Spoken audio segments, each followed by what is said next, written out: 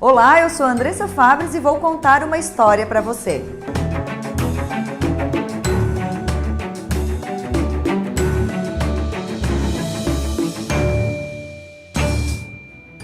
A nossa entrevistada de hoje, tem gente que chama ela de sonhadora, mas é uma pessoa com objetivos bem definidos e sabe onde quer chegar. Vamos ouvir essa história?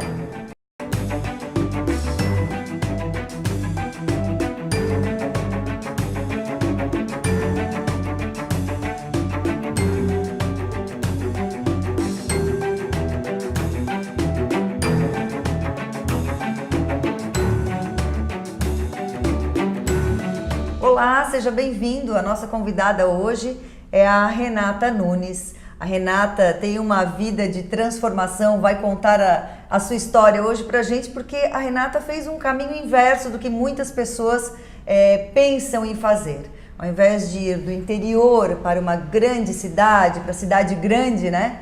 A Renata veio da cidade grande, da metrópole, para o interior e ela vai contar pra gente como é que foi essa história. Renata, seja bem-vinda. Muito obrigada por me receber, fico muito feliz de estar aqui com vocês para contar essa história que realmente as pessoas sempre me perguntam, né, como que você saiu de São Paulo para vir para cá, né?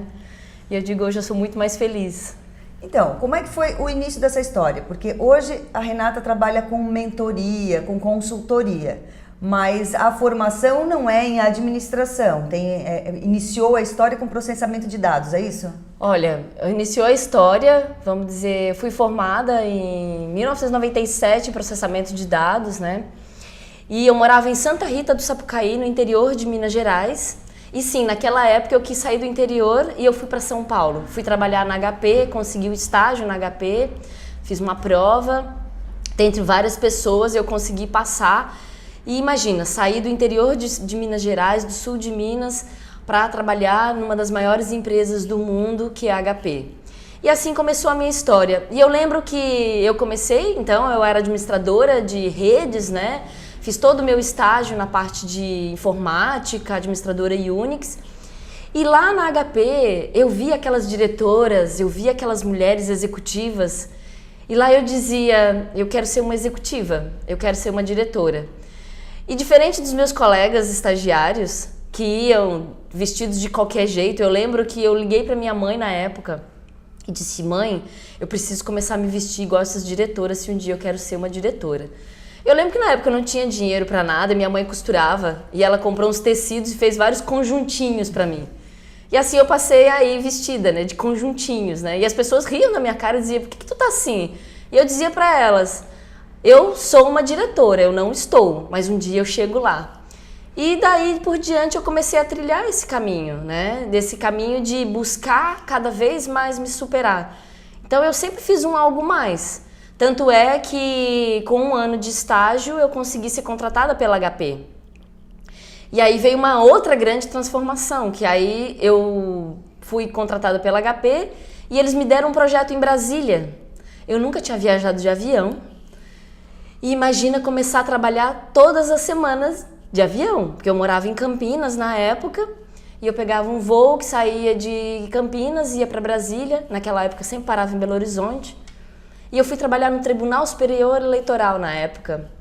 Então um projeto grandioso da HP, quando a gente chegou lá era o gerente do projeto, o gerente técnico e eu, que é recém-contratada como analista de sistemas. Então ali, logo cedo, tive sorte, né? Eu não acredito em sorte, eu sempre fui muito empenhada. Eu comecei a ter contato com muitos executivos, né? Por mais que eu era uma analista recém-contratada, como a equipe era muito pequena no TSE, a gente tinha contato com as pessoas grandes do Tribunal Superior, né? E naquela época a gente estava montando o novo cadastro eleitoral do Brasil. Era uma responsabilidade muito grande, estava saindo das plataformas mainframe, indo para a plataforma baixa.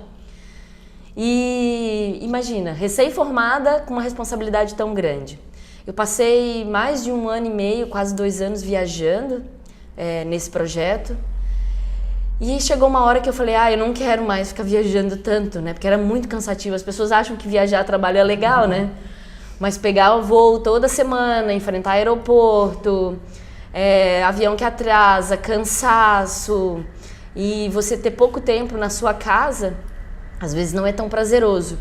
E aí foi em 98, as telecomunicações no Brasil foram privatizadas. E uma grande empresa de telecomunicações abriu em Campinas, que era as empresas que eles chamavam de banda B, né? Tinha as bandas A, que ainda eram privatizadas, e as bandas B, que eram as empresas de telefonia que estavam se estabelecendo. Lembra daqueles telefoninhos que abria e fechava? Né? Na época nem existia GSM, era TDMA ou CDMA. Pois então, eu fui trabalhar numa empresa chamada TES, era uma empresa de um grupo sueco, e que depois foi comprada pela Claro, pelo grupo Slim. E eu entrei nessa empresa e foi muito interessante como eu entrei nessa empresa, né? Eu não sabia muito bem o que eles faziam e eu fui para a entrevista, como eu estava trabalhando em Brasília, eu não podia dizer que eu ia ficar em Campinas. Por que eu ia ficar em Campinas? E eu tive que conciliar. Eu tinha algumas pintas no corpo e eu resolvi tirá-las. Então eu fiz uma cirurgia onde eu tomei mais de 17 anestesias. E depois dessa cirurgia eu fui fazer a entrevista. Ou seja, estava sob efeito de anestésicos. Total. Foi fazer a entrevista sob efeito de anestésicos. Total. E a entrevista era 1h da tarde, às 4h da tarde eu tinha meu voo para Brasília. Eu cheguei, eu fui pro hospital de manhã e, como sempre, tudo vai dar certo. Sempre tive um pensamento muito positivo. Tudo vai dar certo, eu estou super bem. Terminou a cirurgia, eles disseram, agora você vai ficar aqui no soro durante 2 horas. Eu disse, não. Eu preciso ir embora agora porque eu tenho uma entrevista e eu vou embora. E a moça disse, não, mas o médico disse. Eu falei, não, eu vou embora. E no que eu estava saindo do hospital, eu acabei desmaiando e eles queriam me colocar de qualquer jeito no soro e eu acabei fugindo do hospital para fazer aquela entrevista. E o mais interessante foi que quando eu cheguei para fazer a entrevista, né, eu tinha esparadrapo por tudo no corpo, estava um dia muito quente, não tinha condição de colocar um casaco e tinha esparadrapo no pescoço. E aí eles disseram, quem vai te entrevistar é um sueco. Aí eu olhei e disse, nossa, eu entendia muito bem inglês, né? Até porque eu tinha trabalhado na HP, aquela coisa de manual técnico. E a entrevista seria em inglês? Em inglês.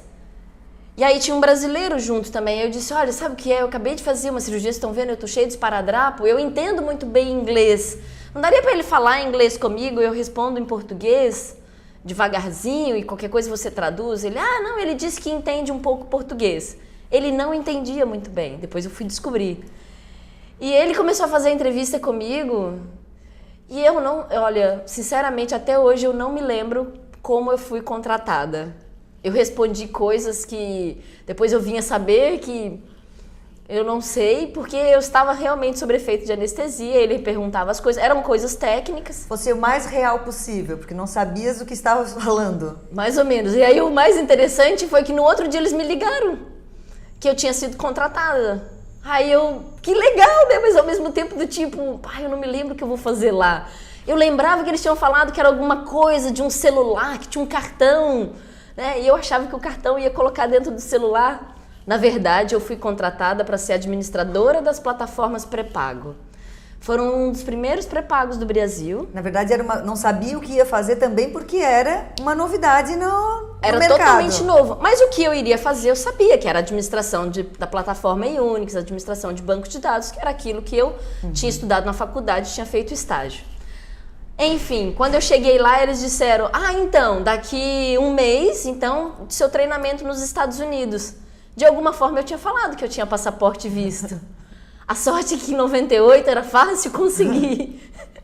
E eu consegui o passaporte e visto em 1 semana. E depois de 1 mês eu estava fazendo treinamento nos Estados Unidos, na Califórnia. E lá eu conheci a Disney, né? Eu cheguei lá num domingo e já fui direto. Então... Renata, no começo você falou que cuidou da sua imagem pessoal, né? Foi buscar roupas, enfim, para parecer uma executiva. Até nesse momento em que você foi... Porque nesse momento você ainda não era uma executiva, não era? Não, eu era analista de sistemas. Até esse momento, o que mais você foi percebendo que precisava melhorar ou aperfeiçoar habilidades para chegar onde você queria como executiva? Sempre fazer o algo mais. E a partir daquele momento, e o que aconteceu com a TES? Foram contratados 3 pessoas para fazer a administração do pré-pago. Só que era um trabalho que exigia muito, a gente virava muitas madrugadas. E depois de 6 meses da equipe de 3, só restou eu, os outros desistiram. E aí, quando eles começaram a contratar outras pessoas, então com 22 anos de idade eu assumi a minha primeira liderança. Só que eu era técnica, completamente técnica. E a partir daí eu comecei a buscar, tá, agora eu sou líder, o que eu faço? Eu comecei a buscar cursos, comecei a buscar livros, na época não tinha YouTube com vídeos, todas as coisas que a gente tem hoje, né? E eu lembro que eu comecei a estudar muito, porque realmente naquela época ainda me deu uma sensação de perda muito grande. Porque de repente eu me vi recém-formada, já com um cargo de responsabilidade, eu era coordenadora da área, uma área que a empresa ela não apostava no pré-pago quando começou, por isso que tinha 3 pessoas e a área de pós-pago tinha 100 pessoas.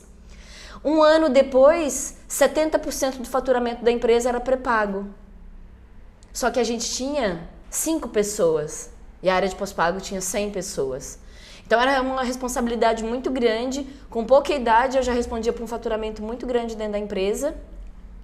Então eu tive que buscar, principalmente, manter o autocontrole. Essa sensação de perda que tu falaste, é uma sensação de perda ou de despreparo? Assim, eu preciso correr contra o tempo para ganhar essas qualificações que eu ainda não tenho. Eu vou te dizer que é uma sensação de perda daquilo que você sabe para o desconhecido.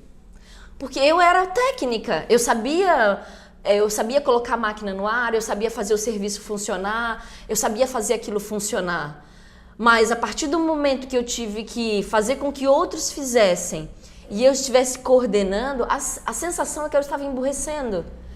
E como eu não conhecia o novo, como eu não sabia o que viria para frente, a sensação é que aí... E hoje, dando treinamento de liderança, trabalhando com líderes e executivos, eu vejo que isso acontece muito.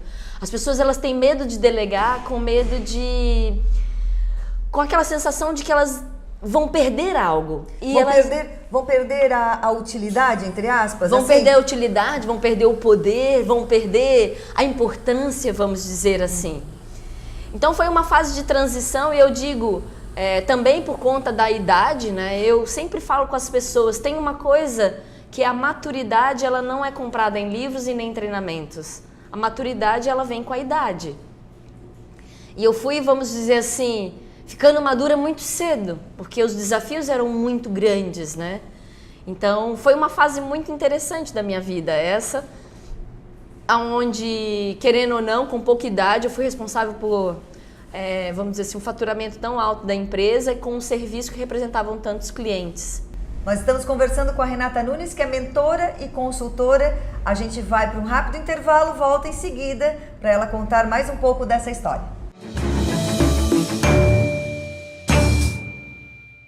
Você já parou para pensar na importância de contar a história da sua empresa e a sua própria história para os seus funcionários? Esta é a dica de hoje da Alfa Comunicação Empresarial.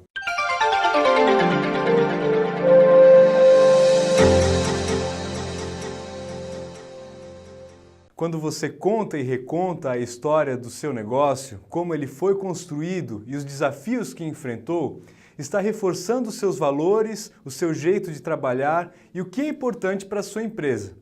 Há vários momentos em que isso pode ser feito e há várias formas também, sem parecer repetitivo. O aniversário da empresa é a oportunidade mais comum, já que acontece todos os anos e é uma celebração que envolve todos.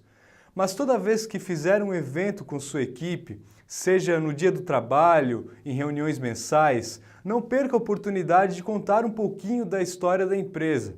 Este é um dos melhores jeitos de fazer com que todos compreendam como você pensa e alinhar os valores da equipe com os seus. Somos instituição para você ter toda a confiança. Somos financeira, porque dinheiro não é tudo, mas ajuda a realizar os seus sonhos. Somos cooperativa, pois assim construímos nosso mundo. Somos premium, afinal, você merece exclusividade. Para nós, não existem perdedores. todos ganham juntos. É por isso que somos assim. Unicred, um time que coopera com você. Estamos de volta e hoje a nossa convidada é a Renata Nunes, que é mentora, consultora, e ela está contando a história dela. A Renata trabalhava em São Paulo, foi alta executiva de grandes empresas lá em São Paulo e de repente ela sentiu necessidade de vir para o interior. Renata, como é que foi esse momento em que tu chegaste a trabalhar numa grande empresa, né?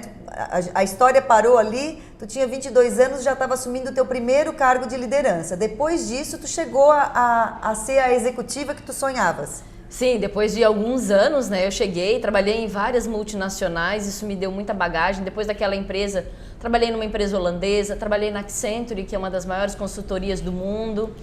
E meu primeiro cargo, trabalhei na NET como executiva. E meu primeiro cargo como diretora foi numa startup, na verdade, uma empresa que estava vindo para o Brasil, chamada Monster. Era uma empresa de RH, ele foi o primeiro job post do mundo, então eles foram o site número 140. Quando a internet surgiu, eles foram os primeiros a ter ideias de colocar anúncios de vagas no jornal.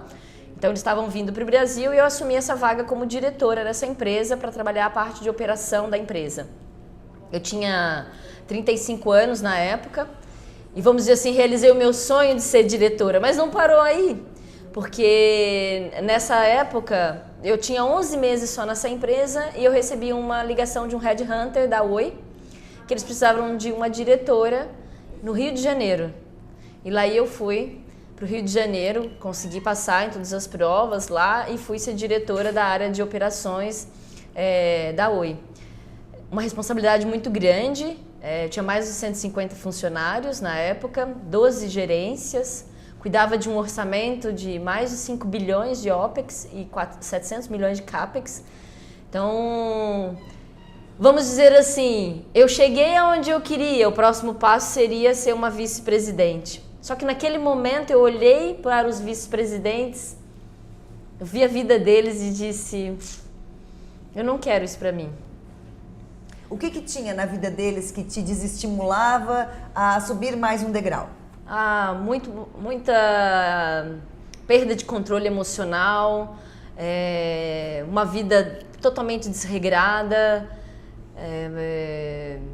vamos dizer assim, uma falta de como se lidar com o ser humano. E naquele momento, quando eu assumi aquela diretoria com aqueles 12 gerentes, era uma diretoria totalmente desestruturada na época, e eu peguei 12 gerentes, vamos dizer assim, tecnicamente, emocionalmente, eles estavam desestruturados. E eu passei aquele tempo que eu estava ali trabalhando eles, fazendo uma mentoria com eles, fazendo eles darem o melhor deles, fazendo eles se tornarem pessoas melhores. E foi quando eu pensei, por que não fazer disso um trabalho? Por que não ajudar outros líderes também a se desenvolver? E por que não fazer isso em São Paulo, em Rio, no Rio, num grande centro, e ao invés disso vir para Criciúma, numa cidade do interior do estado de Santa Catarina? Na verdade, eu comecei lá, né? Eu fui fazer todos os treinamentos necessários para poder ter essa carreira e eu comecei a fazer os atendimentos lá. E na época os meus pais, o meu irmão já estava morando aqui em Santa Catarina, meu irmão mora em Brusque, e os meus pais vieram morar em Santa Catarina. E eu me apaixonei pelo estado. E eu falava para minha mãe, um dia eu vou morar aqui em Santa Catarina também. Eu não sabia como nem quando, mas era um desejo muito grande. Porque querendo ou não, quando se mora num grande centro, por exemplo, quando eu morei em São Paulo, para que eu pudesse ver a natureza, e a natureza é algo muito importante para mim, eu viajava no final de semana 200, 300 quilômetros para ir para o interior de São Paulo. Ou tinha que pegar um trânsito fenomenal, enorme, para poder descer para a praia.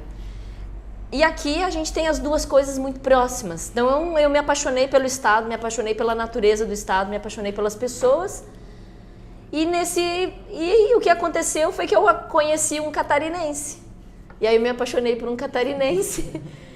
E nós decidimos então que eu já queria sair de São Paulo, então que eu viria morar em Santa Catarina. Mas antes da gente vir morar em Santa Catarina, estava tudo certo para a gente vir morar em Santa Catarina, nós recebemos uma proposta para abrir um escritório junto com uma sócia em Manaus. E a gente aceitou o desafio de ir para Manaus, né? Ela era uma empresária de sucesso lá em Manaus, uma empresária de muitos anos, e ela nos chamou para trabalhar junto com ela. E nós abrimos o escritório em Manaus e foi um sucesso. Nós conseguimos grandes contas em Manaus e começamos a trabalhar lá e estava um sucesso muito grande. Só que o Marcelo é daqui de Criciúma, né? E ele sentia falta, vamos dizer, de Santa Catarina. E a gente estava muito distante da nossa família. E aí a gente decidiu que era o momento, então, da gente transferir aquilo que a gente aprendeu em Manaus para cá. E aí a gente veio morar aqui em Santa Catarina, em Criciúma. Contando a tua história, parece que a Renata não tem medo de mudanças, aceita desafios com facilidade e também gosta de arriscar, gosta do risco. É assim que tu te enxergas? Olha, eu acredito que medo todo mundo tem, faz parte do ser humano. O que a gente tem que ver é não travar perante o medo, né? Eu sou uma pessoa que quando eu enxergo o desafio, quando eu vejo a oportunidade lá na frente, quando eu vejo que aquilo vai me trazer aquele algo mais, aquele planejamento, porque a gente sempre tem as coisas planejadas. E eu acredito que, eu sempre falo com as pessoas, né? Os objetivos a gente escreve a caneta, só que os planos a gente faz a lápis. Se a gente não estiver aberto às mudanças que o universo traz pra gente, a gente acaba não chegando ao nosso objetivo. Então, dá medo? Dá, mas vai com medo mesmo assim, entendeu? Quer dizer que todas as oportunidades que tu aproveitaste nessa vida, né, de Rio, São Paulo, Estados Unidos, Manaus, Brasília, enfim, tudo estava no caminho para atingir aquele objetivo. Não foram oportunidades aceitas de forma aleatória. Tu avaliavas que elas estavam alinhadas com o que lá na frente tu querias atingir. Com certeza. Por exemplo, desde que eu era estagiária, eu determinei que eu seria uma diretora e eu queria fazer isso.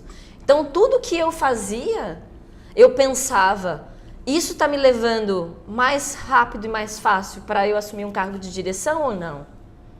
Então, até na parte dos meus comportamentos, de trabalhar autocontrole, de trabalhar competências de liderança, tudo isso eu sempre fui pensando. E as oportunidades que eu fui aceitando se eu aceitar essa oportunidade, eu estou mais longe ou eu estou mais perto? Eu estou mais longe ou eu estou mais perto? Às vezes parecia que era um retrocesso. Por exemplo, eu lembro quando eu entrei na Accenture, eu saí de uma empresa holandesa e fui trabalhar numa das maiores consultorias mundiais. E eu lembro que o salário era menor na época. Só que eu ponderei, se eu vou para a Accenture, se eu tenho Accenture no meu currículo, eu vou estar um passo a mais para eu conseguir o que eu quero. Então eu fui mesmo ganhando menos por um tempo. Depois, é claro, eu recuperei aquilo, mas foi ponderado. Então lá eu tive a oportunidade de estar de novo em grandes empresas, com a consultoria, fazer treinamentos internacionais. Então, assim, eu sempre falo para as pessoas, tem um objetivo claro em mente, mas os planos eles mudam, porque as situações mudam e você precisa começar a enxergar as situações. Quando você começa a enxergar, mas sabendo qual é o objetivo final, você vai aproveitando as oportunidades. Se você não sabe onde você quer chegar, como é que você vai poder enxergar as oportunidades? Eu costumo dizer que as pessoas dizem assim, você é muito sortuda. Não, eu acredito que a sorte, ela é a preparação e você enxergando a oportunidade. Se você está preparado, você consegue enxergar a oportunidade. Agora, se você não sabe onde você quer chegar, como é que você vai enxergar as coisas que estão aparecendo do seu lado? E aí a Renata sai dessa carreira executiva, antes disso, traça um novo objetivo, que era fazer o que estava fazendo com os seus gerentes, né?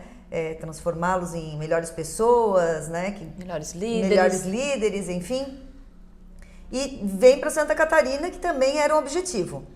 Ou seja, hoje, olhando o que tu traçaste lá naquele momento de mudança de carreira, os teus objetivos foram alcançados. Qual é o próximo?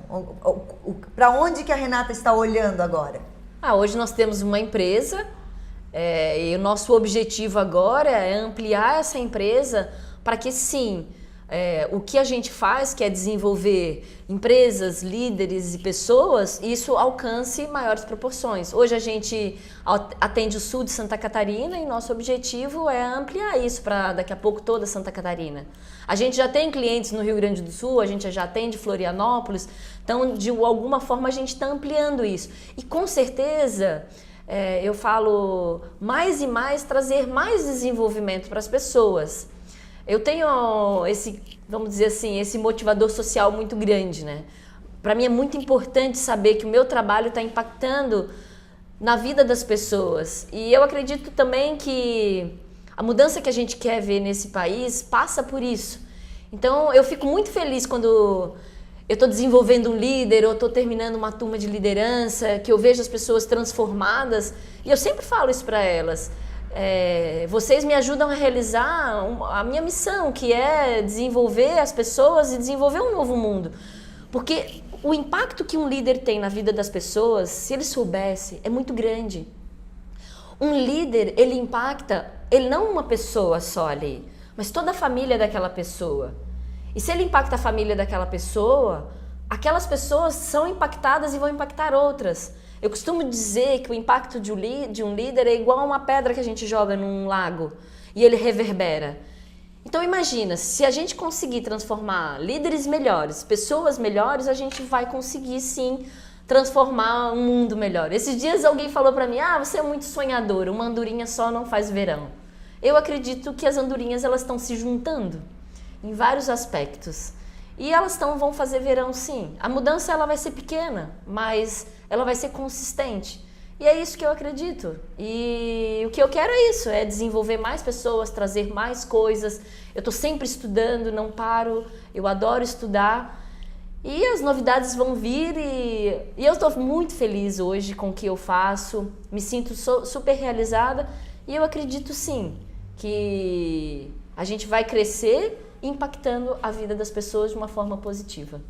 Renata, obrigada por sua participação aqui no programa, obrigada por contar a sua história aqui pra gente. Eu que agradeço e a mensagem que eu tenho para deixar para todo mundo é que sejam positivos, tenham um objetivo claro em mente, sempre pensem o que eu quero e tracem os planos a lápis. Enxergue as oportunidades que o mundo está dando para você e siga com o seu coração, sempre coloque o seu coração naquilo que você está traçando como objetivo, porque aí não vai ter erro. Obrigada a você também que nos acompanhou em mais um programa. Na próxima semana a gente está de volta com mais uma história para contar para vocês.